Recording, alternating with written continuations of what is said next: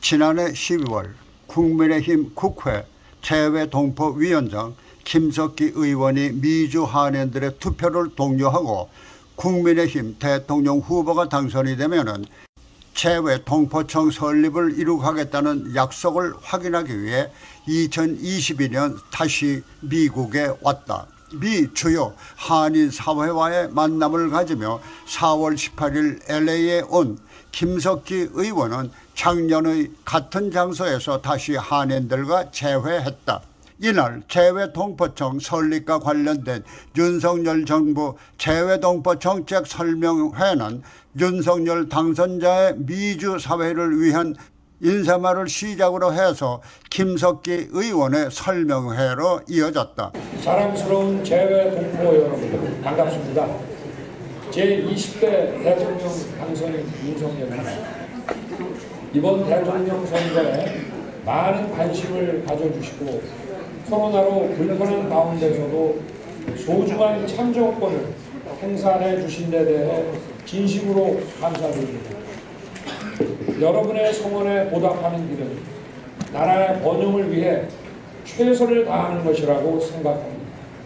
무엇보다 국제사회에서 존경받고 동포 여러분들께서 자부심을 가질 수 있는 자랑스러운 나라로 만들겠습니다.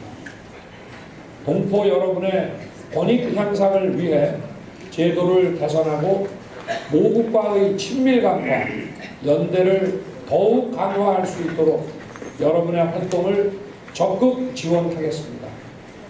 존경하는 재외동포 여러분, 여러분은 세계 어느 나라, 어느 곳에 계셔도 대한민국의 소중한 국민입니다. 이제 국가가 여러분의 힘이 되겠습니다.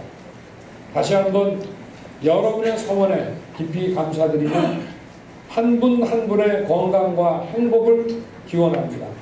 감사합니다. 설명회에 나선 김석기 의원은 한인들의 투표 참여에 대한 감사에 이어 당락을 결정지을 수 있는 미주 한인사회의 투표율이 저조했다고 말하고 투표장과 투표 방법 등 투표 절차의 문제점을 원인의 하나로 지적하기도 했다. 또 재외동포청 설립에 따른 국회 법안 과정에서 다수당인 더불어민주당의 협조가 필요하다고 말하고 미주 한인사회의 협조를 아울러 요청했다. 한편 이번 대통령 선거에서 반미, 반일을 정책으로 내세우며 특히 오늘의 대한민국이 점령군인 미국과 친일파들이 세웠다며 건국 자체를 부정하고 한미동맹을 파기하려는 세력이 다시 집권하게 되었다면 미주 한인들은 물론 재외동포들도 어려움에 처하게 되었을 것이라고 지적했다. 이날 김석기 의원의 설명회 주요 내용이다. 앞으로 윤석열 대통령이 동포분들을 위해서 예를 들면 재외동포청을 반드시 만들 겁니다. 그리고 여러분들이 불편해하는 선거제도, 제도를 많이 고칠 겁니다. 그리고 여러분들이 불편해하시는 여러 가지 국적법과 관련된 사안들 이런 것도 많이 해결을 하실 겁니다. 그런데 중요한 것은 대통령이 아무리 동포들을 위해서 많은 일을 하고자 해도 이 모든 것이 법을 다 바꿔야 됩니다. 재외동포청 대통령이 만들어라 이란다고 만들어지는 게 아니고 정부 조직법, 법을 바꿔야 됩니다. 선거제도를 개선하려면 공직선거법을 바꿔야 됩니다. 또 여러분들 복수국적 이 허용 연령이 현재는 65세 이상으로 되어 있는데 제가 법안을 55세로 이미 발의를 했지 않습니까? 선거제도도 동포들은 우편투표하자. 제가 법을 이미 발의를 했습니다. 재외동포청 만들어야 된다고 제가 진작법을 내놨습니다. 윤석열 당선자도 여러분들과 한 약속을 반드시 지켜야 된다고 제가 나올 때도 재외동포청 만들겠다 이런 말씀을 하셨어요. 굉장히 강한 의지를 갖고 있는데 문제는 국회에서 법을 바꾸는 게 대통령이 얘기한다고 법이 바꿔지는 게 아니고 제외동포위원장이 제가 열심히 한다고 법이 저절로 바뀌어지는 게 아닙니다. 결국은 민주당과 합의가 돼야 됩니다. 민주당이 협조를 해줘야 법이 바뀌어져서 여러분들의 수건사항이 모두 해결될 수가 있는 것입니다. 그런데 현재는 국회 민주당 국회의원 의석이 저희들보다 훨씬 많습니다. 내일 모레 지방선거가 있습니다만은 지방정부도 민주당의 숫자가 훨씬 많습니다. 그래서 저는 우리 여러분들께서, 우리 동포분들께서 우리 윤석열 정부를 또 윤석열 대통령에 대해서 많이 성원을 해주시면 정말 고맙겠습니다. 여러분들이 윤석열 정부를 도와주셔야 윤석열 대통령이 그 힘을 가지고 여러분들을 위한 일을 많이 해낼 수 있다고 저는 생각을 합니다. 여러분, 만약에 우리 당의 윤석열 후보가 당선되면 다시 인사드리러 오겠습니다. 이런 약속을 했다. 사실 제가 작년 12월 달에 이 자리에서도 그런 얘기를 했는데 잘 안 믿더라고요. 뭐 당선돼서 다시 인사하러 나온다. 별로 그 신용할 수 없다는 그런 표정이었습니다. 근데 저는 그 약속을 지키고 싶었고, 그래서 윤석열 당선자께 제가 동포분들하고 그런 약속을 했습니다. 하니까 약속을 했으면 나가봐야 됩니다. 하면서 저를 또 나가도록 이렇게 도와주셨어요. 그래서 제가 오늘 여기까지 올 수 있었던 겁니다. 제가 또 아울러서 말씀드리고 싶은 것은 이 재외동포청 문제도 윤석열 당선자는 동포분들하고 내가 약속을 했기 때문에 그 약속을 지켜야 된다. 이런 얘기를 하면서 사실은 지금 정부 인수위원회가 이렇게 운영이 되고 있는데 거기에서 새로 정부가 출범을 하면 앞으로 5년 동안 어떤 일을 해내겠다는 계획을 이제 마련하는 것인데 거기에 외교 안보 분야를 담당하는 총책임자를 불렀어요. 제가 그때 있을 때.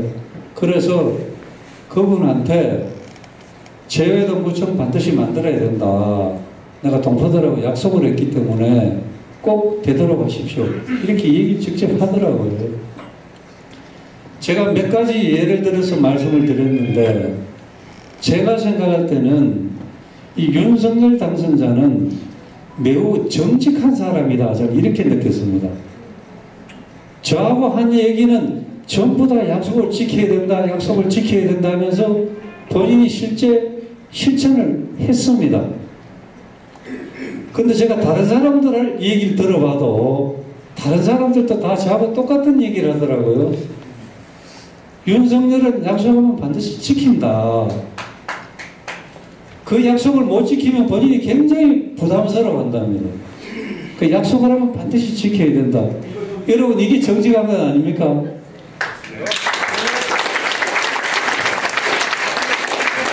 윤석열 대통령은 매우 정직한 사람이 틀림이 없습니다. 저는 이 국가의 지도자의 덕목 중에 가장 중요한 것이 정직함이라고 생각합니다. 아니, 나라의 대통령이 국민을 속이면 안 되지 않습니까? 약속해놓고 그 약속을 헌시짝같이 버리고 자기가 한 말에 대해서 전혀 책임을 못 지고 그건 안 되잖아요. 물론 대통령이 공약을, 그 많은 공약을 해서 그걸 100% 다 지키기는 정말 쉽지 않을 것입니다. 그러나 그 공약이라는 것은 국민들과의 약속이고 동포들과의 약속이지 않습니까? 그 약속을 지키려고 최대한 노력하는 그 자세는 국가 지도자로서의 나는 가장 중요한 덕목이라고 생각합니다. 저는 우리 윤석열 대통령은 동포들과의 약속을 지키기 위해서 많은 노력을 할 것으로 저는 확신하고 있습니다. 저는 참 다행스럽게 생각하는 것이 제가 재외동포위원장이기 때문에 사실 국회에 300명의 국회의원이 있고 우리 당에도 100명 이상의 국회의원이 있는데 이 국회의원들 중에도 저하고 동포 문제에 대해서 다른 생각을 갖고 있는 분들이 있습니다. 그러나 저는 제가 재외동포위원장이기 때문에 저는 무조건 동포 여러분의 입장에 서서 일을 해야 된다, 저는 그렇게 생각을 하고 있습니다. 제가 재외동포위원장이 돼서 지금껏도 사실은 많은 여러분들을 위한 일을 법안도 많이 냈고, 사실 코로나 때문에 여러분들이 입국을 하면 2주 동안 격리를 해야 될 때도 제가 앞장서서 그 격리를 해시켰지 않습니까? 그 여러 가지 일들을 저는 제가 재외동포위원장이니까 당연히 그런 일을 해야 된다고 생각하고 제 나름대로는 열심히 했습니다.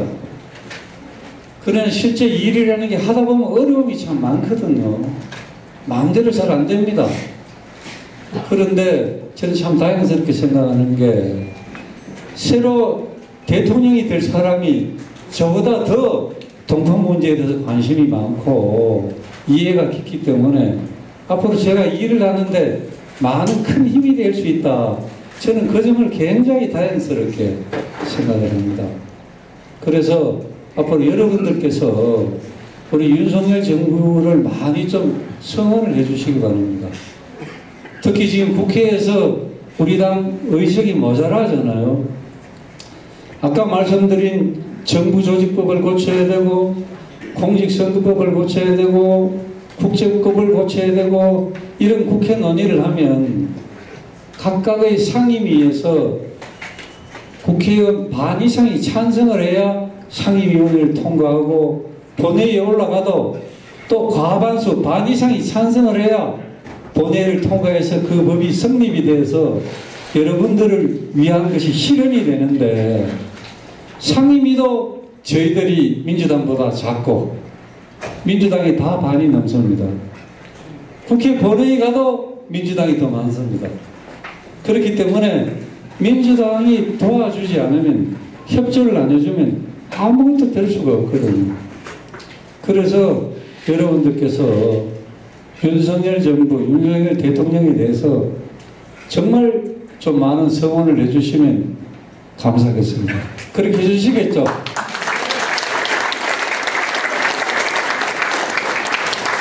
제가 이전에 쓴 김에 여러분들에게 좀 이 부탁을 좀 드리겠습니다. 이번 이제 대통령 선거는 여러분들 도와주신 덕분에 참 좋은 결과가 있었습니다. 지난 3월 9일 날 여러분들도 밤잠 못 주무시고 아직까지 꼬박 개표장을 지켜본 분들도 많다고 제가 얘기 들었습니다. 우리 국내에 있는 국민들도 거의 다 밤샌 것 같습니다. 뿐만 아니라 아마 제가 이제 일본에서 제가 한 8년간 근무를 해서 제가 주일 한국 대사관도 근무를 했고 오사카 총영사도 했고 제가 했지 않습니까? 일본에서도 저한테 전화가 밤새 많이 왔습니다. 일본 국회의원들, 뭐 정치인들, 야, 김선 어떻게 될 것 같냐? 일본도 우리 대통령 선거에 대해서 굉장히 많은 관심을 보였습니다. 아마 미국 이게 정부도 정부 관계자들도 당연히 관심이 많았다고 생각합니다. 근데 제가 이 재외동포분들의 그 투표 내용을 보니까 여러분들 다 아시겠습니다만은 해외에 200만 명의 재외동포 유권자가 있는데 투표율은 실제 투표하신 분은 8%밖에 안 됩니다. 8%. 그리고 미국에 85만 동포 유권자가 계신데 미국 동포들은 4.15%밖에 투표를 안 하셨어요. 100명 중에 4명 정도만 투표를 하셨습니다. 물론 이 자리에는 투표권이 없는 분이 많습니다. 그러나 투표권이 있는 분들도 투표를 또 안 한 분들도 많이 계세요. 지금 저 손드신 분 투표하신 분이고 또 여기 또 투표장에 참관인까지 해주신 분도 있습니다. 정말로 제가 감사하게 생각하는데 제가 여러분들에게 뭐 투표를 안 하셨다고 뭐 나무라는 그런 게 아니고요. 여러분들이 투표를 못 하신 것은 거의 다 저희들 잘못입니다. 왜냐하면 투표하기가 어렵잖아요. 투표 장소가 몇 군데 안 됩니다.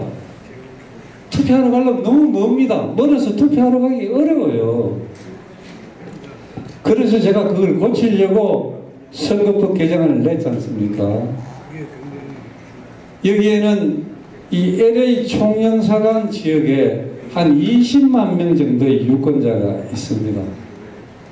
이번에 그 중에 한 1만 명 정도가 한 5% 정도가 투표를 하셨거든요.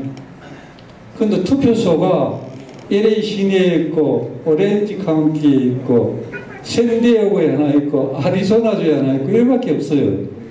투표 못하는 거죠. 하려고 해도 너무너무 어려운 겁니다. 그래서 제가 법을 낸 것이 투표 장소를 대폭 확대해라. 구석구석에 다 투표소를 만들어 가지고 쉽게 투표하도록 만들어야 된다. 또 하나는 우편 투표 제도를 도입해서 투표 용지를 집집마다 다 우편으로 보내드려 가지고 쉽게 모두가 투표에 참여할 수 있도록 해달라. 저는 그걸 주장을 했습니다. 그러나 그럼에도 불구하고 저는 여러분들이 아무리 투표하기가 어려워도 아무리 멀어도 투표하러 가셔야 됩니다. 왜냐하면 미국에 85만 유권자분들이 살고 계신다고 제가 말씀드렸는데 이번에 만약 대통령 선거에서 미국에 계신 동포 유권자 85만 명이 다 투표를 하셨더라면 이게 85만 표잖아요. 그럼 이게 여러분들이 대통령 당락을 결정하는 겁니다. 이번에 대통령 25만 표 차이가 안 났습니다. 그렇잖아요. 근데 여러분들은 85만 표를 갖고 계세요. 여러분들이 다 투표하면 여러분들이 대통령을 결정하는 겁니다. 여러분들이 그런 파워를 갖고 계세요. 동포 여러분들께서는 동포청을 만들어 달라. 과거에 대통령 나온 대통령 후보자들이 다 동포청 만든다고 그랬습니다. 문재인 대통령도 동포청 만든다고 여러분들에게 약속을 했습니다. 그러나 임기 다 끝났는데 약속 안 지켰습니다. 많은 사람들이 여러분들에게 뭐 하겠다 약속을 했고 여러분들은 뭐 해달라 여러 가지 요망하는 사항이 많았는데 거의 다 지켜지지 않았고 해결된 게 아무것도 없습니다. 여러분들 거기에 대해서 불만을 많이 가지고 계십니다. 그러나 여러분들이 이번 대통령 선거에서 85만 명이 다 투표를 했더라면 85만 표를 찍었더라면 아마 대통령 후보자 대통령이 다 바로 달려옵니다. 여기 그렇지 않겠습니까? 그리고 여러분들이 원하는 사항이 한꺼번에 다 해결됩니다. 저는 그렇게 생각을 합니다. 저는 재외동포 위원장이기 때문에 제발 여러분들이 모두가 다 투표를 하셔가지고 여러분들이 원하는 사항이 다 해결될 수 있게 저는 바라기 때문에 꼭 좀 모두 투표를 해주십사. 그런 부탁을 드리는 겁니다. 또 한 가지 제가 말씀을 드리겠습니다. 사실 미국 사시는 동포분들은 이번에 윤석열 후보가 대통령에 당선된 것이 매우 다행한 일로 생각하실 것으로 저는 그렇게 믿습니다. 물론 이 자리에 계신 분들은 100% 그러시겠지만은 이 자리에 오시지 않은 분들도 저는 그분들을 위해서도 매우 다행한 일이라고 저는 확신을 합니다. 제가 그 이유를 설명을 드리겠습니다. 지금 일본에는 45만 명의 제일 동포분들이 살고 계십니다. 그 제일 동포분들이 지금 제발 좀 살려달라고 아우성입니다. 우리 너무너무 힘들어서 못 살겠다. 제발 좀 살려달라. 이게 무슨 얘기냐면요. 지금 한일 관계가 문재인 정부 5년 동안 점점 나빠져서 지금 사상 최악으로 지금 나쁜 관계가 되어 있습니다. 한일 관계가 사상 최악입니다. 그러다 보니까 어떤 결과가 생겼느냐. 우리 한국에 있는 우리 국민들은 반일 감정이 매우 높습니다. 일본 나쁘다.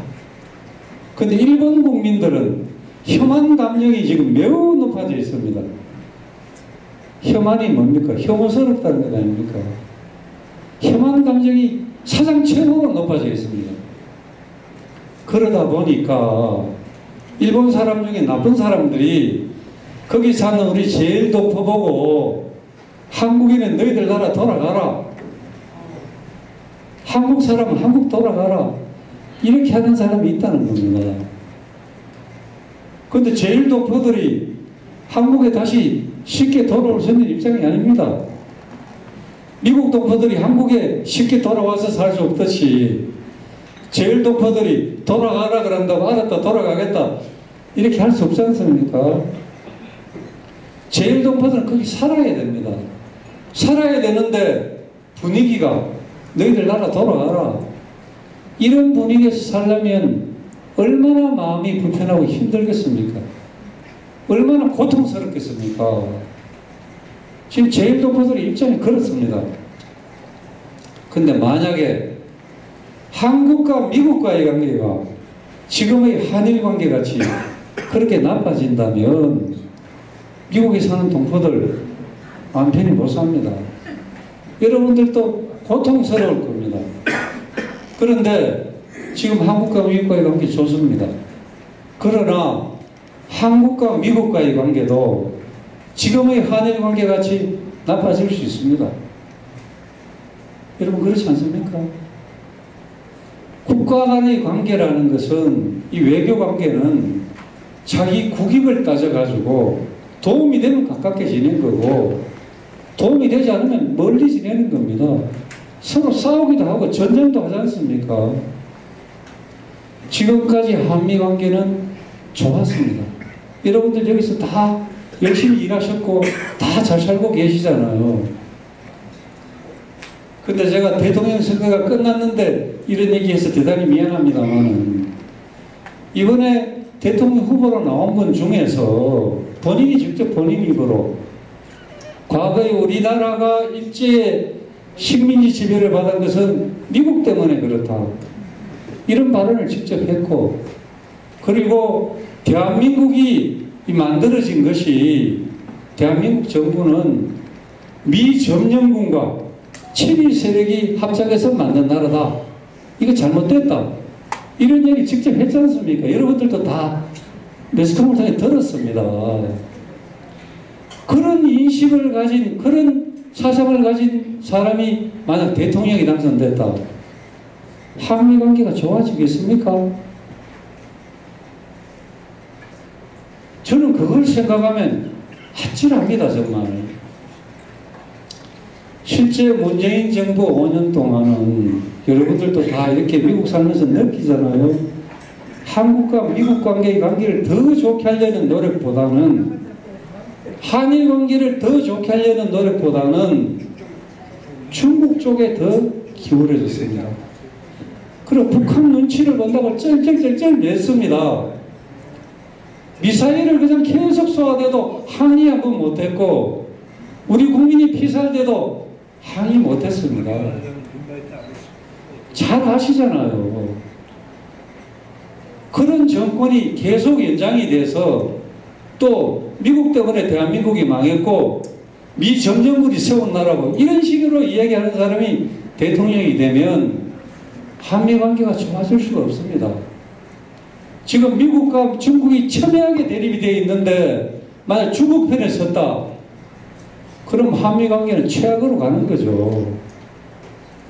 그러면 미국 동포들 지금 일본 동포들 같이 고통스럽게 살아야 될지도 모르는 겁니다. 그래서 저는 미국에 계신 동포들은 윤석열 후보가 대통령으로 당선된 것이 천만다행 아니겠느냐.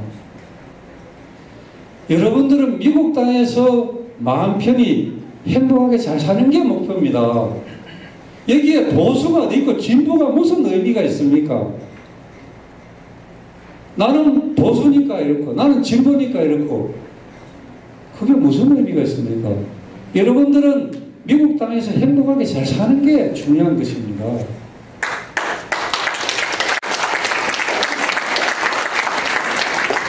윤석열 당선자는 한국과 미국과의 관계는 피를 나눈 혈맹 관계다.